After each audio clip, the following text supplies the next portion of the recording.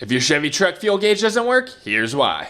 So right here is the fuel sending unit. This is what causes all the problems. This one is burnt up. Look at those contacts. That is very concerning. That was submerged in the gas tank. So yeah, I don't know why it's burnt up. But basically, it's got these little contacts, and they move when the gas floats up and down, and that's what registers the needle on the dash. All right, so here is the dash cluster right here. You can call them the gauges. So that one right there is the one that causes all the problems. The low fuel right there, you'll have a little light that comes on, says low fuel here, right before the truck runs out of gas. And then of course that's empty, halfway, and then full.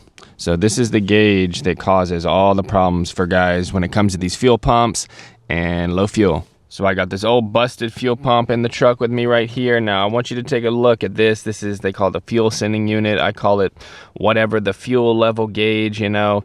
It's just a float like this, and that thing floats in the gas tank.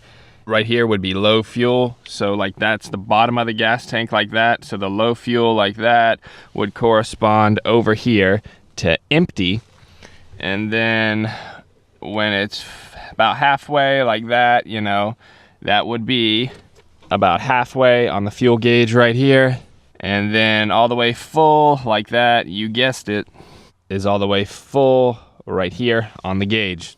So here's a close-up right here on the fuel pump. You can see these little fingers break off, they get bad. This one's all burnt up, but I'm not sure what's going on with this thing. The little contacts in there get worn out, you know, with it going up and down, up and down. You gotta remember, it does like this.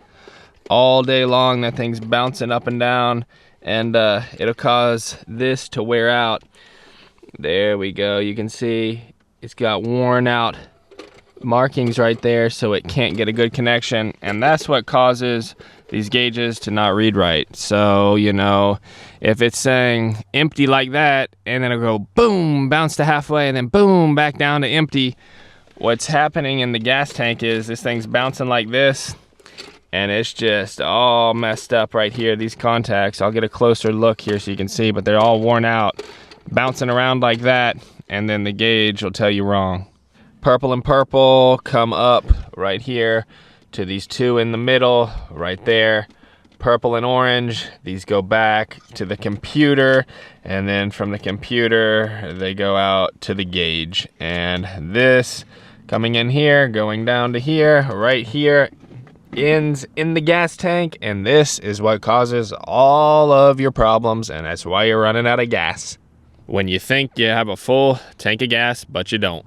So this whole assembly is located right here. The fuel tank's located right there. So, you know, in the bed, right about there, you got this thing just chilling down in there. And yeah, so you got to lift the bed off, or you can drop the tank. Guys don't like doing that, but when it comes time to change this thing out, you might as well just go ahead and swap the whole entire assembly out. Ain't no sense in doing it twice, trying to piecemeal it component to component.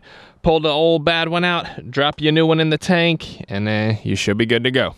So if your fuel sending unit's bad, then you gotta drop the gas tank or lift the bed and get in there and swap out the whole fuel pump assembly with a new fuel pump, a new fuel sending unit, a new fuel regulator, and then you'll be good to go and your fuel gauge will be fixed. So drop me a huge thumbs up down below. Don't forget to subscribe down below for more Chevy truck tip videos in the future. Later.